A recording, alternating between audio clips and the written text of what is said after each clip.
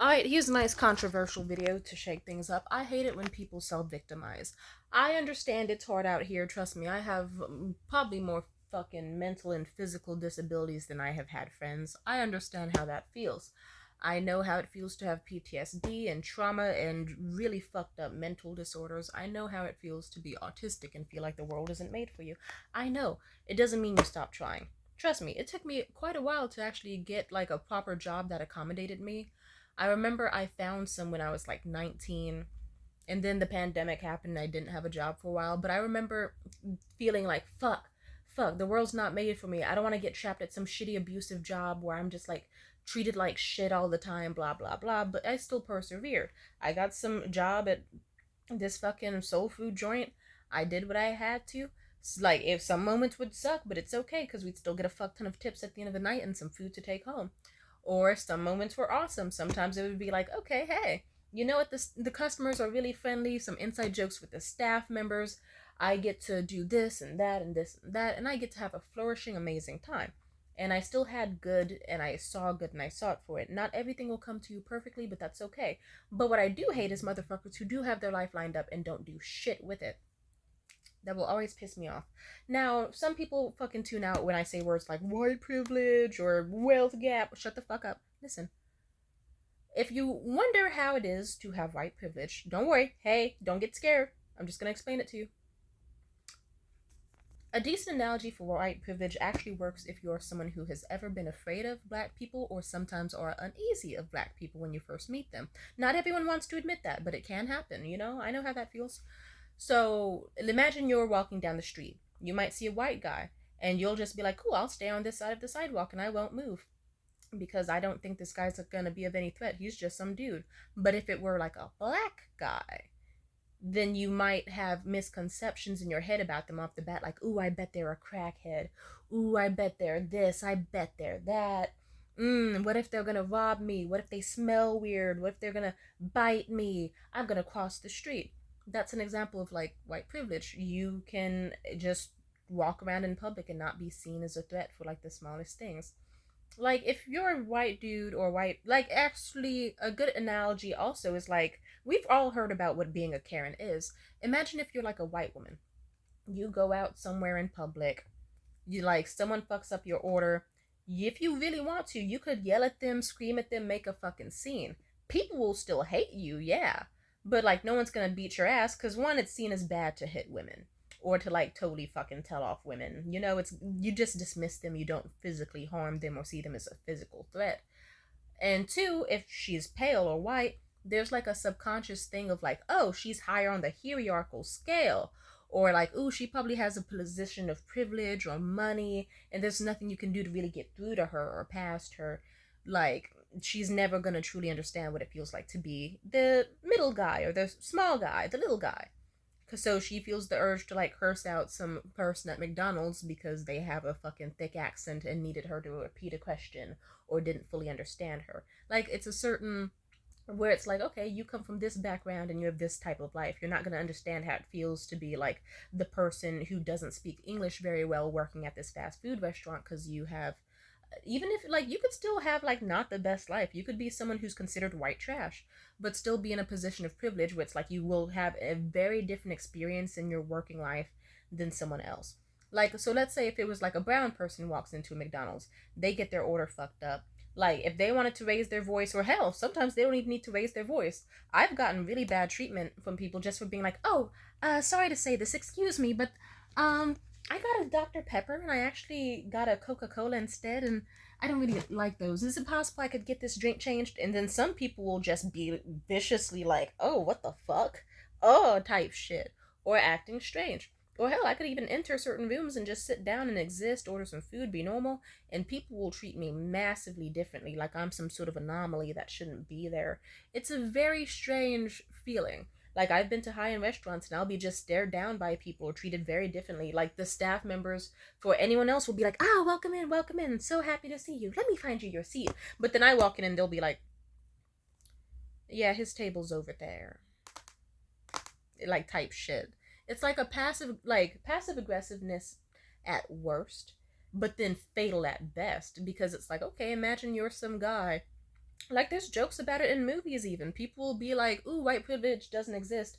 But then you'll watch a movie. There was this funny comedy movie I watched where the exact quote was from a cop where he was like, okay, let's say you're driving down a street. Who are you going to pull over? The little cutie with the long flowing blonde hair driving her convertible a little too fast? Or, the black guy out there bumping music from his car with the jumpy wheels? And they literally made a joke about that, about how it's like you'd probably let the woman get away with it. Or maybe you'd pull her over just to ask for her number or like see if she can flirt, like, flirt a little bit. But then for the black guy, he can just exist and you're just going to be looking for something that he could do wrong because you already see him as someone who does wrong. Now, I'm just laying this out for the context of like, I don't know, just a little fun fact, little TED Talk, little moment. That's all I was saying. But this is in the context of like, whenever someone says like you have certain privileges as a white person, they mean it, because you can apply for jobs and not be seen as a threat. Like, it won't matter what the fuck your name is, you're gonna get accepted because you can exist in society. People will look at your resume and go, oh, hi, Samantha Murphy, so lovely to meet you. Ooh, you have all these credentials. But then they'll meet a black person, or no, they sometimes won't even meet a black person. They'll just be like, Ayele, I can't pronounce that last name. Let's not even deal with her. She seems a bit too foreign and different. I doubt she could assimilate into our culture here. And so that's like a difference. Or so, like, like my ex-boyfriend, or one of them, his name, he has a traditional like Spanish sounding last name. I'm gonna make one up so I don't dox him, even though he's a piece of shit. Let's say like Vasquez or something like that, where obviously you would tell he was Mexican. But because he's like half white, half Mexican, he knows he will get more jobs if he says, hi, my name is Morgan Daniels. Then they'll be like, oh, okay, that's a safe name, a safe, good name, a good guy. And then they'll show up and they'll be like, he looks a little funny, but hey, welcome to the team. And like, he'll get an opportunity because of that. But then if I were to, like, hell, I've noticed a difference between when I shorten my first name and use a different last name that, like, technically in, like, some emails is mine. I'll get more of a fucking call back because they'll be like, this is a safe name. But if I use my full legal name, they'll be like, ooh, is that a typo? Is her name really like that? They'll be like, that seems like someone of a certain ethnicity and we don't, complex. Unless they want, like, a diversity hire. I have been on jobs where it is like they are looking for diversity hires or specifically poor people or black people because they really want someone to take advantage of. Now, I guess this is just laying on the foreground of me saying, if you're someone who has like white privilege, like in the sense of you've had a 400-year head start, and before you get mad, I'll say this: slavery existed, but hey, hold on. So did Jim Crow laws, so did segregation, so did sundown towns. Like, yeah, you had ancestors who were able to move through life relatively okay. Even if you still had some things that, like, still some things were very valid. Like, you still were like, oh, you're Irish, you're this, you're that, you're German, we don't really fuck with you in these parts. Like, that still sucks. But at the same time, at least from what I recall, I don't hear stories about like, oh yeah, we found this fucking one guy and we just decided to hang him from the fucking trees for fun because, he looked at my daughter for too long. So, yeah, like, you don't have stories of that. You don't have stories where it's like, oh, hey, look, a thriving, flourishing black town. We should just, like, get a bunch of horses and torches and nooses and go fucking ape shit. And then just, like, kill all these people and then flood the area with water to just make it a man-made lake. And that is a real story. Look up Lake Lanier. I think I'm pronouncing it right. Because guess what? They were like, we want to get all the black residents out of this town. We don't like them here. We don't want them to exist. That's not cool with us. So, let's just kill those motherfuckers. Put all their corpses there. Dump a bunch of water. Boom, Lake Lanier. That's why black people say don't swim in Lake Lanier, because there's a bunch of fucking people there that will haunt your ass and make you fucking drown. Why the fuck would you? Anyway, it's like there's corpses there. Then again, I'm a hypocrite because I swam in Lake Tahoe despite also knowing that there's a bunch of preserved corpses at the bottom, but let's stay on topic, shall we? It's a racist Lake Tahoe. Even more racist Lake Tahoe. Sorry, I feel bad for the victims, though. That's what he said. Also, another example, the story of Seneca Village. If I recall correctly, it was a thriving black community. But then guess what? They said, yeah, we don't want this shit anymore. I don't care that you're black people doing well. I don't like your tax money. I don't like none of that shit. So, we're gonna vacate all you motherfuckers and we're gonna demolish this, and then now it's Central Park in New York. Yay, assholes! So it's like, cool, black people couldn't have shit. You could be like, yeah, there's actually a website I read about sundown towns. You could be a black person who just decides, I'm gonna go on the motherfucking internet. Like, you could look it up. There's a website that I might even find the link to and post below somewhere. But to summarize it, I'm shaking with rage. People don't believe me when I tell them it, but it's like there's so much documented evidence. There were stories of black people who were like, ooh, I don't want to live in a ghetto fucking shanty community on the outskirts of town. I would like to live a nice life. So I bought this really nice 2-story home in this really nice suburban neighborhood. The white people didn't like that. So then it could be like, hey, a single day after the sale was made, and then it could be like a dude moving, like going back to his hometown, collecting all his shit, coming back, his whole house is burned down. So he lost all his fucking life savings, all of like any money, like no insurance back then, I imagine. And then his place got burned down, and also any stuff he did put there was gone. And like they didn't care if he was in the house or not, they would have taken him out with it. Just because they didn't want a black person in their neighborhood. Didn't matter how good or safe you were. They just saw him as a threat off the fucking bat. So now that I've laid out like that grant, also hell, even for my city, funny enough, I was talking to an ex about like systemic racism and how it's still present and all that. And he could understand some concepts but not others. He was like a white Marxist, so there's only so much that can get through to him. I remember he asked me, hey Tamia, how do you understand so much about Marxism off the bat, but you've also never heard of Marxism? I said, I'm a black person that lives in a fucking poor city. No offense, like I don't really need Marxism to know that being poor sucks and that people should be treated equally. Like, yeah, I'm lucky enough that with my skin color and with the difference in way of being that I'm seen as one of the good ones and this and that, I'm aware that it grants me certain opportunities and I do the best where I can. Anyway, so as I was saying, also if you don't know what a sundown town is, that's basically like, you know, if you were a black person there past sundown, then you better fucking leave, because if you're there past sunset, there's a chance that you will die and no one will fucking find you. Because there are racist people living in those communities. There's a lot more racist people on this planet than you think. But I remember I was talking to my ex and I was like, isn't it kind of weird that like Piedmont is segregated from Oakland, and like so is like Emeryville, and those are the places with the most money, and same for Alameda.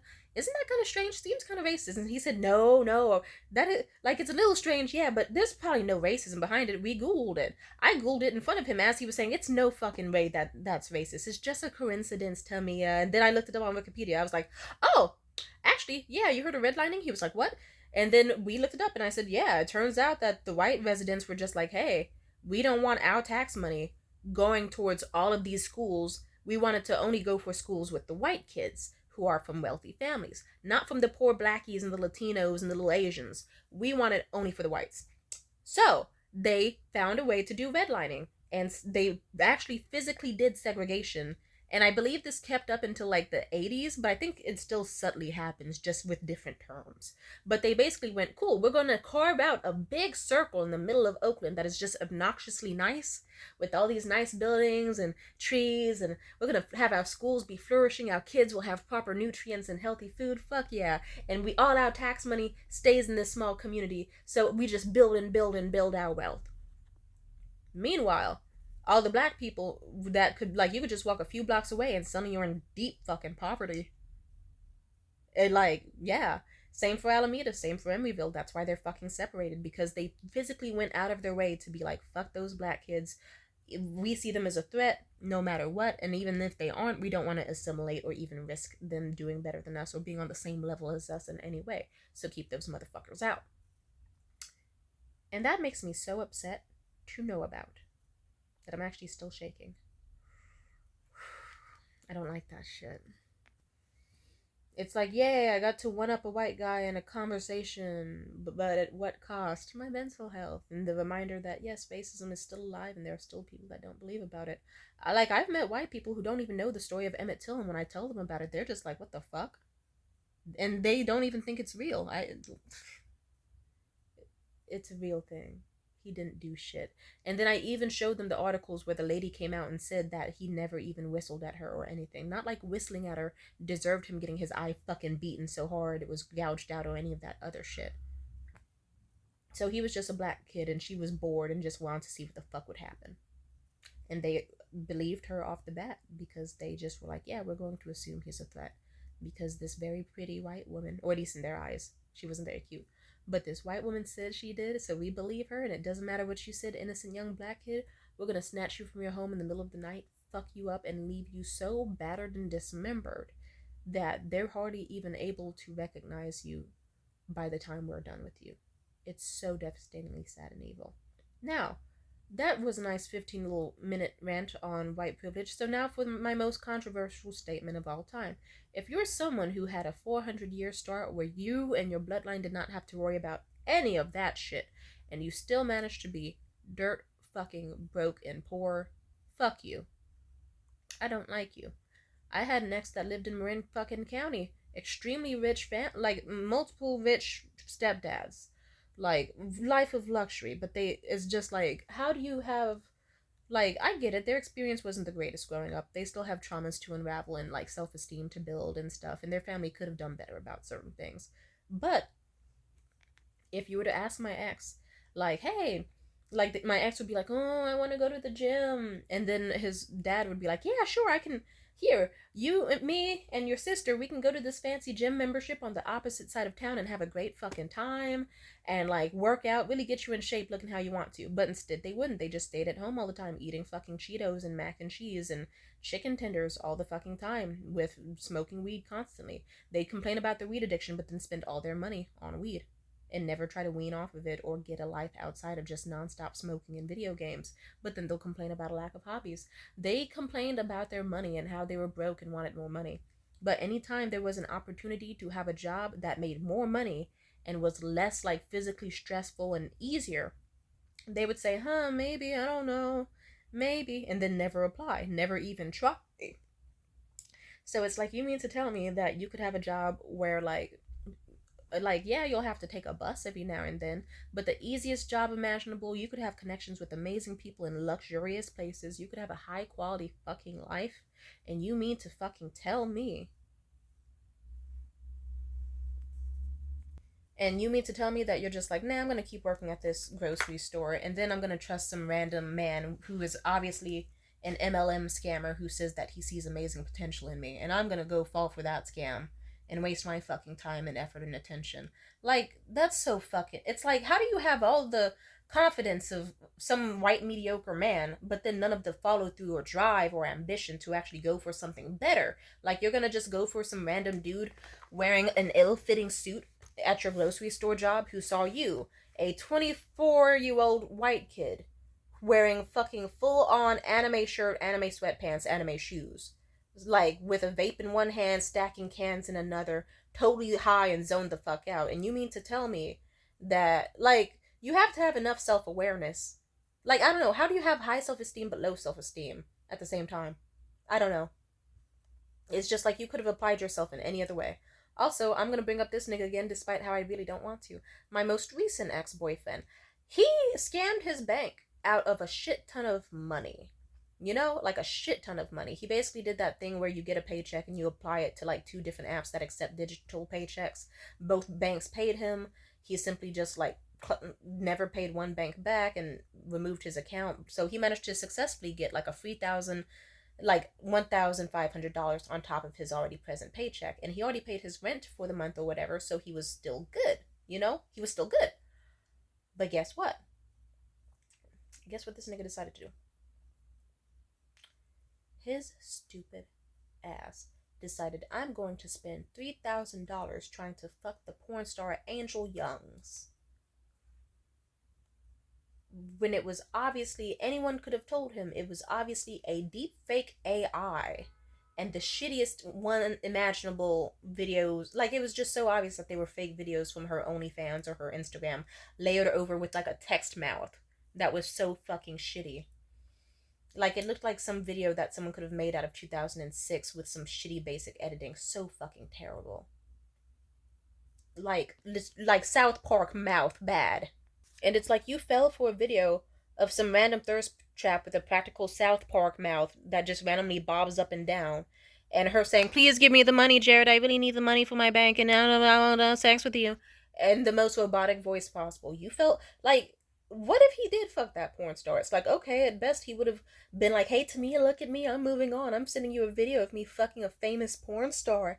Cool. You would have still been late on your rent, and all I would have done is said, okay, good for you, and masturbated to the video, and then moved on with my fucking life. Cause you, like, bitch, I'm into that. Fool. Stupid. They actually are really stupid, but yeah, dating them was a whatever. It's like they even, but guess what? Obviously, it was a scam. But even if they did fuck the porn star, they still would have been late on their rent. They would have had all their fucking bills money owed. Like they would have still possibly lost their You literally could have lost your fucking housing, and you just chose to put yourself at such a vulnerable risk by making such a calculated, stupid decision. And then obviously they didn't get to meet Angel Youngs because it wasn't Angel Youngs, it was just some random fucking scammers that were just asking for more and more deposits upon the $100 that he thought he was going to use to fuck a famous porn star. Somehow it ended up 3K very quickly. Fucking stupid. He even told me as he was lamenting over the fact, he was like, oh, I could have paid off my credit, I could have paid off my debts, I could have afforded a better place, I could have done this, done that. And it's like, yeah, you could have. Why did you do, yeah. And then guess what? I tried to help their ass out. You want to know what they did? I was telling them, hey, there's this app called Blue Crew. They pay off, like, I think instantly as soon as you're done with the shift. All you really need is like a $7 food handler's card. You want to know what that nigga was like? They were like, nah, I'm not going to do it. I was like, why not? They said, there's some things I will do and some things I won't do. But yeah, I'm not going to pay for a food handler's card. No, I'm just going to, I'd rather just wait for a better opportunity. And by wait for a better opportunity, that just meant spending way more fucking money on using their gas money that they already had very little of to go to the store and buy as much six packs of beer and wine as possible and some shrooms from their buddy and come back home and do all that shit and chug it, chug it, chug it, drink it, drink it, take it. So it's like you can spend $3,000 on a porn star that wasn't even a porn star. $3,000 on a scam was fine for you. $7? Too much? If it meant that you could keep your housing and stay in California and not need to move to Texas and abandon your baby girl in another fucking state because you decided to be a horny, reckless motherfucker, like, I don't know. That annoys the fuck out of me because it's like, if I had $3,000, like, I've done some stupid shit with money. I'll at least admit that. I have gotten free money before and fucked it up. I have. Like, trust me, I've done stupid shit before. Like, I remember once I got $600 for a painting and and then I remember I remember I was like slightly behind on my rent, and I had all this fucking money from my job with the same day pay, the temp agency I was working, and then also like some other dudes who were just simping for me and sending me money and occasionally fucking me. And then on top of that, I also had like that $600. But if you were to ask me what I spent that money on, probably just some dumb shit from Target that I barely fucking remember, that I probably could have just stole now that I knew about their policies. Anyway, ignore that part. But it is true, you could steal from Target legally. I mean, as long as it's nothing under like $1,000, they won't charge you for it. Anyway, but I learned that fact way too many years late, and also, ideally, don't commit crime. Please don't commit crime. I didn't need to say that. Pretend you didn't hear the last like 10 seconds of conversation. And then probably just like some shitty food in my neighborhood because I was still like, it's like if I knew about grocery outlet being like, I would have gone to grocery outlet. If I decided, like, I could have just been going to Safeway and spending my money in healthy ways, like, oh, I'm gonna get this fucking bread and this meat and cheese. But no, it's like I'm gonna go instead to this Mexican spot or do DoorDash and just like, that's a waste of money. So trust me when I say I know how it feels to be stupid with your money. But at the same time, 3,000 fucking dollars, 3,000 extra fucking dollars that you had, and you're a white man in poverty with a kid, and your first thought was to just porn or sex for revenge and risk everything that you built up. That's just a certain level of frustrating and selfishness that I cannot stand. So I'm playing out I'm trying to be nice about it, because I know that even recently, like, I had some fucking money and I thought to myself, yippee, an extra $500, I'll take care of this safely. But if you ask me, I don't know how quickly that fucking money went the way it did, but let's just say the little $25 I was spending here and there quickly added up and it vanished. So I know how it feels to make mistakes. But in the instance of, oh, look, you, all he just, how do you have all the systems in place stacked in your favor and you just don't take any? Like, he could have started that t-shirt business he wanted to. He could have rebuilt his credit, paid off debts. He could have planned an amazing trip for his birthday, but because he fucked up so hard, the only thing he could do for his birthday was stress the fuck out, starve himself, nonstop drink alcohol, and take shrooms and be stressed. It's like if he really wanted to, he could have just flexed on our breakup by being like, I'm gonna plan some trip to San Diego and go to this luxury resort and I'm gonna have such a blast and maybe even get some hookers like that are cheap and real people, you know? And just had a fucking blast that way.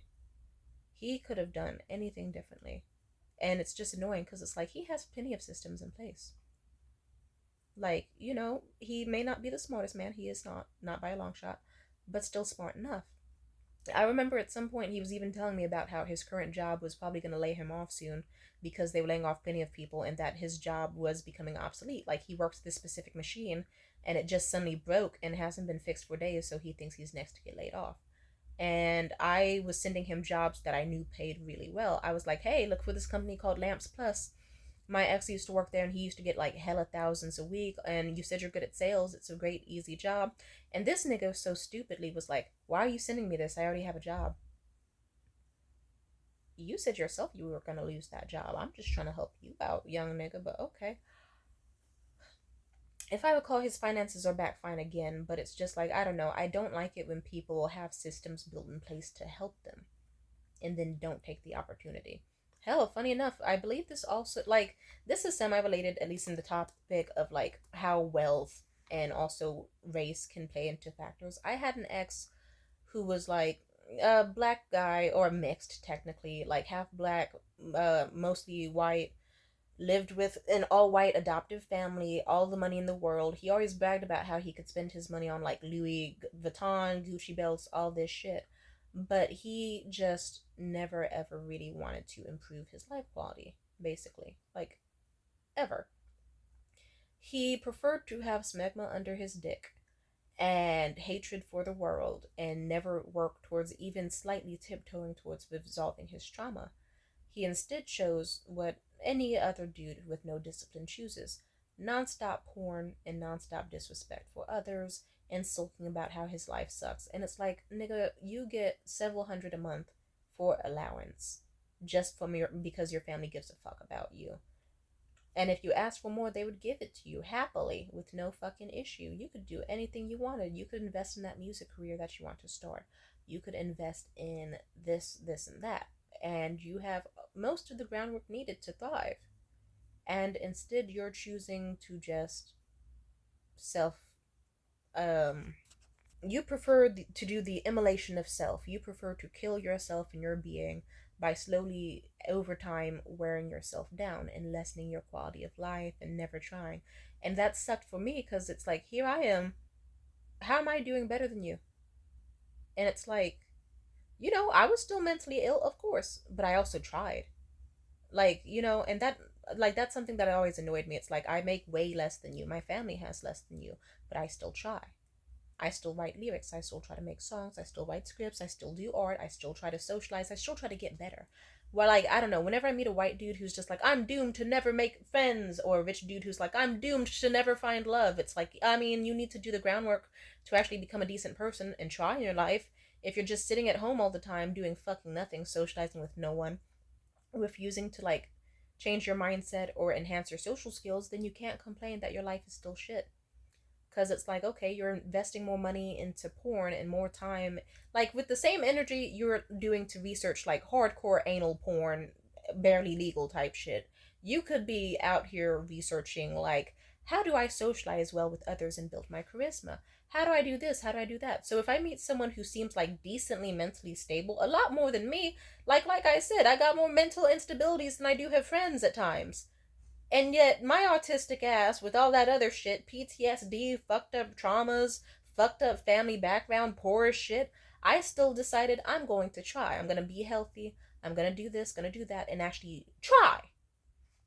So I would get annoyed when it's like, okay, how am I doing better than you? Because shouldn't I be doing technically worse than you with the systems in place?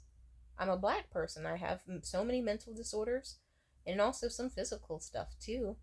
And like, I'm also gay on top of that, and I'm secretly non binary, which some people care about, some people don't. And like, how am I doing better? Like, we could talk about like the differences and how like perceived gender can also affect this and attractiveness and yada yada yada. Those are valid points. But I will say, sorry, 1 second. Taking, there we go. But I will say this. If you I just hate when people don't try. I hate it across all genders. Funny enough, I was gonna tell stories about other people I met that were black and non-binary and defeatist as fuck, and would blame it on, ooh, the whole world hates me instead of actually trying. Because this spans across all races. It does. Trust me. I know this one black non-binary person, artistic, physical ailments, all that. I would try to help them out, and instead they mocked me. So it's like, okay, like they would just prefer to be like, the world hates me because everybody hates black femme non-binary trans people and they're fat phobic and evil. And it's like, I hate to break it to you, I know people who are just like you or maybe even worse than you and are doing better than you. You're actually just really a fucking cunt. And you just, instead of like, I could recommend them the easiest jobs. All you do is, it's like, hey, here's an easy job. They pay 23 an hour off the bat. All you have to do is sit there at a desk and press this one button every now and then. Easiest job you could ever picture having. It's so great. And instead of doing, like, yeah. And instead they'd be like, ooh, fuck you, you're ableist for thinking I could even work at a place like that. Oh, I'm so ableist for thinking that you could sit down at a desk for 8 hours, like, with one single bus that would take you from directly your house to the location. How ableist of me. You know, someone who also has really weird body pain and fucked up shit with their body. Like, it's the easiest job ever. You sit at home all the time recording TikToks of yourself shaking your titties to Lil Nas songs, and like you complain that the world hates you because you're this ultimate talent, and it's like, no, you fucking sing like you have a frog in your throat, and that you're also pitchy and also out of breath and also raspy all at once. It's not attractive, it's not enchanting. You're not a great fucking artist because just so much. And they would get into fights with people who really care about them because eventually the people were like, hey, seems like you spend a lot more time just online complaining than actually trying to change your situation. And then they would just shit on people and make more shitty TikToks. They even shat on me, and that's when I shat on them back. I was like, well, maybe you'd have more fucking luck if you were actually a decent person trying in your life. So try. You know, I even clock myself with. I've had moments where I didn't try because I had a defeatist mindset. I would be like, ooh, I can't do this, I can't do that. It's like, no, bitch, you know damn well that you could walk to the grocery store and that you would have 10 times a more fun time than you would laying at home paying 3 times or 6 times as much just for DoorDash orders for like one single meal instead of like, you could have arms full of groceries, full fridge, better physical health. You're just being a defeatist. Like, so I clock everyone for it, but I will especially be mad if it's like you have the systems in place where you have easy access to therapy. You could pay for that if you like, you could get therapy for free or paid for. You could get these grants. You could apply to these schools, have these futures. You could have anything you fucking want with the systems in place where no one's going to see you as a threat. People are going to welcome you in with open arms just because it's like you're just some generic white guy. Like, really, even if you're kind of like nerdy or whatever, it's like you will still be accepted. Probably, sadly, maybe even a bit higher than the most charismatic, attractive black dudes at some jobs, just because they'll be like, hey, you're one of us. Like, not always, but sometimes that does happen. Because they want to give a leg up to their own race. Or just to the one who they seem is safe. So you have, like, all the safety nets in the world, and you're cutting through them actively with scissors trying to hit rock bottom. And that's just sad to see. Because it's like, why are you trying to make your life fucked up, and why are you trying to be a victim? Like, I hate when anyone tries to be a victim, but of all people, you, like, like some of these motherfuckers would brag about even looking Aryan as shit. It's like it's not really a flex because it's like, okay, you got the blue eyes, you got the pale skin, you got the blonde hair, and you're still at the bottom of the food chain and not trying hard and not like you don't even have to try that hard because of those features. Because like you could just be decently nice and friendly and you could just be up and up and up and you're just like, I'm gonna keep refusing to Google basic empathy for others and social skills. And I'm gonna keep like being rude and weird to people and never trying. And then complain that I am poor and that life hates me. Like if it was someone who actually was talking about the injustice of the systems in place and how like even with perceived whiteness and this and that and respectability politics, how even then if you were seemingly put on a pedestal as the best of the best, there's no room for you to like have any sort of failure because you could fall down just as quickly. Like if it were people actually talking about that, that would be cool, but it's usually not. Funny enough, it's just the same people who are just like, damn, life sucks for me. Oh well, and then it's like they don't want progress for other people, including themselves. They don't want any progress at all. It's just like, why are you stagnant? But some of them will even just be lazy and just be like, "Ooh, it's because the blacks are taking our jobs." It's like, no, it's because you don't have an updated resume and you haven't really tried. And like, I don't know. I apologize if that last statement was offensive, but that is what I see sometimes. I apologize if it's not fully related either. Anyway, moral of the story, I don't know. It's just like I will be doing better at them in life and have a lot of opportunities granted to me. I'm always happy to talk about those privileges as well because that is something to also consider. Like, but it's still like you could get so far ahead in life and try all these things, and if you have money and the proper looks and the way of being, and instead you decide, I'm gonna sit with my shoulders slouched in public and not make eye contact and just be vile or pathetic to everyone I meet. And then if there's a chance for me to have a better job, I'm not taking it, but I'll complain about being broke.